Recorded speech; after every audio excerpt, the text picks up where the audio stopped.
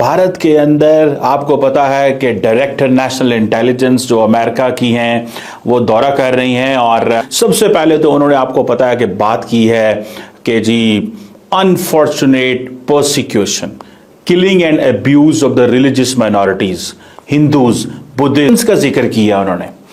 यानी कि जिस तरह भारत चाहता है कि बांग्लादेश को देखा जाए वैसे ही तुलसी गैबर्ड जो है वो अब बांग्लादेश को देख रही हैं और उसके बारे में बात कर रही हैं। उन्होंने अपना इंटरव्यू दिया है और उसमें उन्होंने एक बड़ी क्लियर सी लाइन ली है और उस लाइन में उन्होंने बांग्लादेश की, जिसे वो कहते हैं ना फ्रैंकली स्पीकिंग, ईंट से ईंट बजा देना, उन्होंने ईंट से ईंट बजा दी और उसने कहा कि ये अपना जो रवैया है इसको ठीक करें on the religious minority. Tulsi Gabbard ने आज जो है हिंदुइज्म को पूरी दुनिया के सामने जी प्रमोट कर दिया। उन्होंने मोदी साहब को रुद्राक्ष माला गिफ्ट किया जो कि सनातन धर्म में बहुत ही पवित्र गिफ्ट माना जाता है और बदले में मोदी साहब ने उनको माँ गंगा यानी गंगा जल का जी पानी गिफ्ट किया है।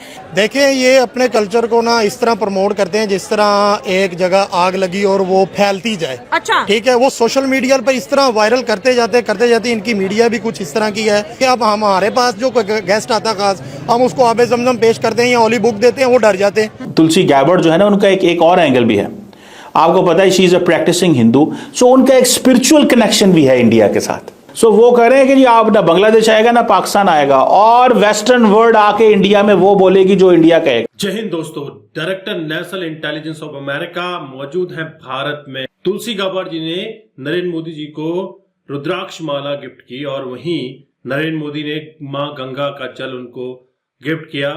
इसी के चलते पाकिस्तान में काफी उथल पुथल है कि हिंदू किस तरह से अपने धर्म को प्रमोट करते हैं और बांग्लादेश क्यों कांप रहा है, आप इस वीडियो में देखिए। भारत के अंदर आपको पता है कि डायरेक्टर नेशनल इंटेलिजेंस जो अमेरिका की हैं वो दौरा कर रही हैं और वो सारा कुछ वो कह रही हैं जिससे भारत की नेशनल सिक्योरिटी स्ट्रेंथन हो रही है। वो कैसे? सबसे पहले तो उन्होंने आपको पता है कि बात की है कि जी unfortunate persecution, killing and abuse of the religious minorities, Hindus, Buddhist का जिक्र किया उन्होंने।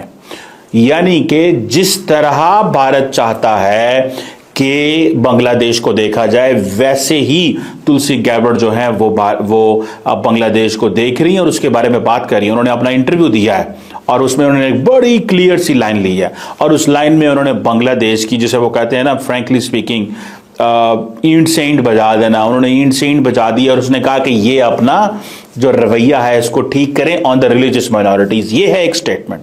जब प्राइम मिनिस्टर मोदी गए थे अमेरिका, याद होगा कि और जो ओवल ऑफिस के अंदर बैठ के जब डिस्कशन हुई, बात हुई कि बांग्लादेश को कैसे डील करना है, तो प्राइम मिनिस्टर मोदी के सामने बैठ के डोनाल्ड ट्रंप ने कहा कि I leave it to prime minister Modi how he deals with Bangladesh. तो ये जो तुलसी गैबर्ड की जो स्टेटमेंट है ऑन बांग्लादेश, ये बहुत इंपॉर्टेंट है माइनॉरिटीज के हवाले से, हिंदूज बुद्धिस्ट का जिक्र करना। So it means that the way Indians wanted कि तुलसी गैबर्ड को बांग्लादेश को देखे ऑन द फर्स्ट ट्रिप जो कि है तुलसी गैबर्ड का, इंडिया हैज बीन सक्सेसफुल। आज आप देखें कि नरेंद्र मोदी जो हैं वो तुलसी गैबर्ड को वेलकम करते हैं, तो वो एंगल जो इंडिया चाहता है उसी एंगल के ऊपर तुलसी गैबर्ड बात करती हैं। अब ये जो माइनॉरिटीज का जो क्वेश्चन है, और आपको पता है Narendra Modi, prime minister doctor Jaishankar, सारे लोग इसी हवाले से जो है वो बात कर रहे हैं। मिसाल के तौर पे अब इसकी जितनी ज्यादा बात होगी इतना ज्यादा बांग्लादेश परेशान होगा। अभी तो अमेरिका के आपको पता है कि अमेरिकी वाइस प्रेसिडेंट जनाब जेडी वैंस साहब वो भी आ रहे हैं इंडिया। लेकिन आपको पता है कि आते ही जो तुलसी गैबर्ड साहबा हैं उन्होंने मुलाकात की है national security advisor Ajit Doval साहब से, उन्होंने मुलाकात की है डिफेंस मिनिस्टर राजनाथ सिंह से। सबसे इंपॉर्टेंट चीज ये है कि राजनाथ सिंह, इंडिया के डिफेंस मिनिस्टर राजनाथ सिंह ने ये कहा है कि खालिस्तानियों को दहशतगर्द करार दें आप। This is what they want, the Khalistanis are terrorist, ये उन्होंने कहा है। तो ये जो बात है कि किसी तरीका खालिस्तानी जो हैं उनको दहशतगर्द करार दिया जाए, किस हद तक भारत कामयाब होता है, भारत क्या क्या चीजें करवा सकता है। देखें, ये एक चीज है। अब आपको पता है कि इस वक्त जो इंटेलिजेंस चीफ हैं बहुत सारे मुल्कों के, वो इस वक्त कहां पे मौजूद हैं? वो इंडिया के अंदर मौजूद हैं। MI6 के जो चीफ हैं रिचर्ड मोर, वो भी जो ग्लोबल इंटेलिजेंस चीफ इंडिया है वहां हैं। तमाम क्वाड कंट्रीज के जो इंटेलिजेंस चीफ हैं, ऑस्ट्रेलिया, जापान, अमेरिका, वो भी यहां पे बैठे हुए हैं।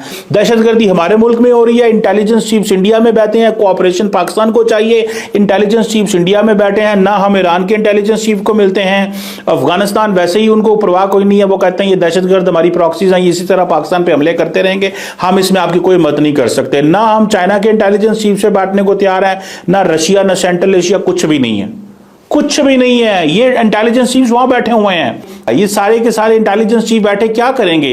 जो इंडिया कहेगा जनाब खालिस्तानियों को दहशतगर्द करार दे दें, खालिस्तानियों को दहशतगर्द करार दे दें, वो दहशतगर्द करार दे देंगे उनको। इसी से आप अंदाजा लगा लें कि इंडिया की अप्रोच कितनी कामयाब होने जा रही है।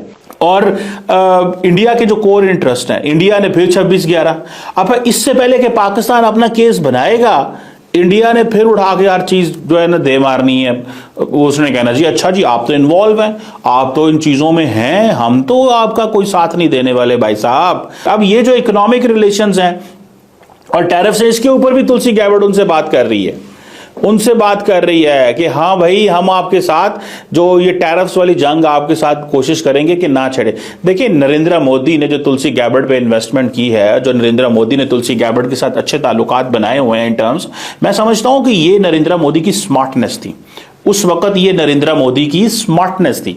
उनको इस चीज का अंदाजा था कि हाँ भाई मैं जो है वो ये जो ताल्लुकात बेहतर करूंगा तुलसी गैबर्ट के साथ, ये खातून कल को आएगी, मैं इंडिया का वजीर आजम होऊंगा, ये डायरेक्टर नेशनल इंटेलिजेंस होगी और ये हमारे मुफाद को अमेरिका के अंदर अच्छे अंदाज से लेके चलेगी। अच्छा, इस्लामिस्ट टेररिज्म ये एक प्रॉब्लम है जी उनका। वो कहते हैं ये देखें हम तो उन बंदों को चुन चुन के पाकिस्तान के अंदर मार रहे हैं, लेकिन फिर भी कश्मीर के अंदर हमें खतरा है। और फिर जी पाकिस्तान स्पॉन्सर्ड एक्टिविटीज, मैं कहता हूं सारी की सारी नालायक लीडरशिप है पाकिस्तान की, नालायक। रोजाना बंदे यहां पे मर रहे हैं, रोजाना। और क्या कह रहे हैं वो उनका नैरेटिव देखें कितना तगड़ा है। Pakistan sponsored terrorism, Pakistan sponsored activities. मतलब मुझे ये बताएं कि पाकिस्तान को मिला क्या? ये जो नरेंद्र मोदी की सोच है, ये तुलसी गैबर्ट जो आई हैं, मैं समझता हूं कि अमेरिका की डायरेक्टर हैं इंटेलिजेंस की और वो इंडिया में मौजूद हैं। वो मोदी साहब को एक माला देती हैं, वो मेडिटेशन के लिए यूज़ होता है, जाप, उसमें हिंदुइज्म से रिलेटेड चीज़ें होती हैं, वो उनको गंगा जल देते हैं। मतलब देखिए कि इंडिया और अमेरिका के रिलेशनशिप सर कितने ज़्यादा जो है बेहतर हो चुके हैं। तो उन्होंने एक मीटिंग में पूरी दुनिया में हिंदुइज्म को फैला दिया। देखिए, ये अपने कल्चर को ना इस तरह प्रमोट करते हैं जिस तरह एक जगह आग लगी और वो फैलती जाए। अच्छा, ठीक है, वो सोशल मीडिया पर इस तरह वायरल करते जाते इनकी मीडिया भी कुछ इस तरह की है कि अब हमारे पास जो गेस्ट आता खास, हम उसको आबे जमजम पेश करते हैं या ओली बुक देते हैं, वो डर जाते हैं। उनका ईमान ही पक्का नहीं है। ये वजह क्यों, ये हालात क्यों ऐसे आए कि जो हमारी हाई एजुकेशन लेवल पे जो वर्क हो रहा है, अभी दिवाली मनाई जा रही है, अभी होली, और एक्स्ट्रा करिकुलर एक्टिविटीज जो है ना, ये हमारे कोर्सेज में शामिल कर दी। अगर आप एक चीज को देखकर चलते हैं जी ये फलां ने इस तरह ग्रंथ दी और इसने इस तरह किया, तो हमारे यहाँ भी होना चाहिए। हमारे यहाँ भी इसको जो पाक कल्चर है उसको प्रमोट करना चाहिए। आप कुरान को शाया करें, आप अहादीस को शाया करें, आप इसको आगे प्रमोट करें, को अच्छी चीजें गिफ्ट करें। जिससे प्रमोट कहाँ करना है? अब तो बैन लगी जा रहे हैं, मस्जिदों पे बैन लग रहे हैं, ताले लग रहे हैं, मुसलमानों की आइडेंटिटी पे ताले लग रहे हैं। मैं ये कहना चाहूंगा, ये सवालिया निशान है हमारी आज की गवर्नमेंट पे। तो दोस्तों, आपने ये वीडियो देखी और आपको आइडिया लग गया होगा कि तुलसी गाबार्ड जो कि प्रैक्टिसिंग हिंदू हैं, हिंदू कल्चर का सम्मान करती हैं, और उन्होंने एक इंटरव्यू में भी कहा था कि मेरा भारत के साथ एक अलग ही जुड़ाव है। दोस्तों, ऐसे में जब वो भारत आती हैं और यहां पर वो कहती हैं स्पीच में कि माइनॉरिटीज पर जो भी अत्याचार हो रहा है, रिलीजियस माइनॉरिटीज जिसमें हिंदू, बुद्धिस्ट, क्रिश्चियन ये सब आ जाते हैं, इन पर जो अत्याचार हो रहा है ये अब बर्दाश्त नहीं होगा। बांग्लादेश को सीधे तौर पर धमकी दी जा रही थी, ईंट से ईंट बजाई जा रही थी, लेकिन रोना धोना पाकिस्तान में हो रहा था। यहां कमर चीमा साहब रोने लग गए थे कि यार ऐसा क्यों हो रहा है। और वहीं पाकिस्तानी पब्लिक ये भी कह रही है कि हिंदू अपने कल्चर को इतना प्रमोट क्यों करते हैं। खासतौर पर उनके मीडिया वाले या फिर सोशल मीडिया वाले लगातार हिंदुइज्म को प्रमोट करते हैं। क्यों नहीं करेंगे, हमें हिंदू होने पर गर्व है तो हम प्रमोट करेंगे। और सनातन को प्रमोट करना अभी शुरू हुआ है। अभी तक तो तलवार छुरियों के नोक पर सलवारें पहनी थी, लेकिन अब बहुत ही तेजी से सनातन फैल रहा है। तो कहीं ना कहीं पाकिस्तान को मिर्ची लगनी जरूरी है। वही पाकिस्तानी पब्लिक कहती है कि सनातन को प्रमोट किया जाता है। जब भी कोई गेस्ट ऑफ ऑनर हिंदुस्तान में आता है तो उसे सनातन से जुड़ी हुई चीजें गिफ्ट की जाती है, लेकिन जब कोई पाकिस्तान आता है तो उसे आसमानी किताब गिफ्ट करने की कोशिश की जाती है तो वह डर जाता है, वह सहम जाता है कि मेरे साथ ये क्या हो रहा है। तो कहीं ना कहीं ये आस्था का विषय भी है। और वहीं 20 कंट्रीज के एनएसएज इंडिया में मौजूद हैं, डायरेक्टर नेशनल इंटेलिजेंस मौजूद हैं, तो कुछ न कुछ तो होना लाजमी है। और रायसीना डायलॉग में आप देखेंगे 125 देशों से ज्यादा के लोग जुड़ेंगे जो कि पार्टिसिपेट करेंगे और इस क्षेत्र के स्टेबिलिटी की बात होगी।